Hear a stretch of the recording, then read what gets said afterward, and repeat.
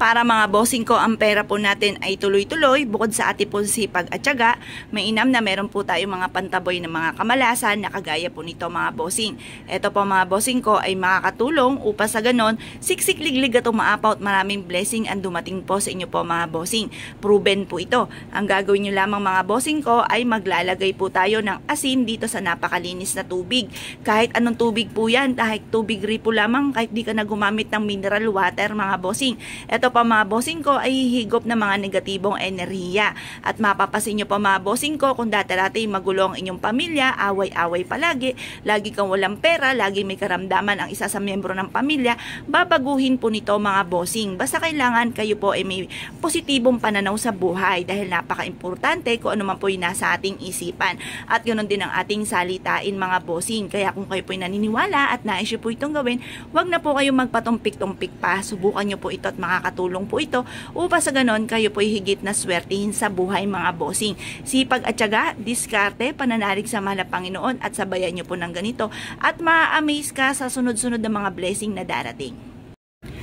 Ito pa mga bossing ko ay isa sa mga pamamaraan upang sa ganon ay maitaboy natin ang mga negatibong enerhiya na siyang nararamdaman nyo at napapansinin nyo na parang paborito ka ng kamalasan.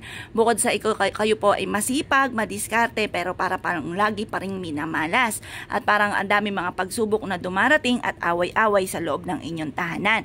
Kaya mas mainam mga bossing ko ay subukan nyo po itong ilagay doon sa may sulok mga bossing ko ng ipintuan ng inyo pong main door.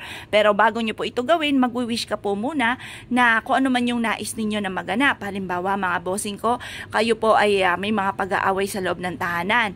Kayo po ay mag-wish na matapos na kung ano man yung mga pag-aaway-away. Mag-wish din po kayo na kayo po ay maging matagumpay at lahat ng mga pangarap po ninyo ay matutupad. Mag-wish po kayo ng mula sa inyo pong puso mga bossing. Pagtapos nyo pong mag-wish, ilagay nyo lamang po ito sa sulok ng inyo pong main door mga bossing. Makakatulong po ito upang sa ganon ay magtuloy-tuloy ang pasok ng swerte. Siksik-liglig at umaapaw at maraming blessing lagi ang darating. Ngayon pa mga bossing, pag nakita nyo na madumi na yung tubig, itapon nyo lamang po ito mga bossing ko at ito po ipalitan nyo muli ng panibago. Tapos mag-wish ka po muli. Lagi nyo po tatandaan kung maraming mga kahilingan, marami rin ang kayod. At kayo po ay mag-wish na wag na kayo magkaroon ng karamdaman, gumaling na lahat ang miyembro ng inyong pamilya, matigil na ang away-away kasi ang away-away na pamilya, yan po mga bossing ko ay mailap ang swerte. Ngayon po mga bossing, kapag nais naman ninyo ay pera, mag-wish ka po dito. Halimbawa may negosyo ka, magkaroon ako lagi ng malaking benta, ganun po mga bossing. Or kaya po mga bossing ko, sabihin nyo po ay magkaroon ako ng malaking bahay, kung yun po nais po ninyo, magkaroon ako ng negosyo na dito na ako yayaman, matanggap ako sa trabaho na matagal ko nang ina-applyan. Basta magwi-wish ka ng mula sa puso, taimtim na panalangin.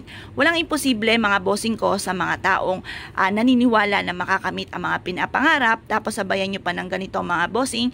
Pagkatapos, basta i-maintain nyo lagi ang kalinisan ng tubig natin. Kasi once ito po yung nagdumi na mga bossing ko, ito po ay nakahigop na ng mga negatibong enerhiya, hindi na rin po ito magbibigay ng swerte.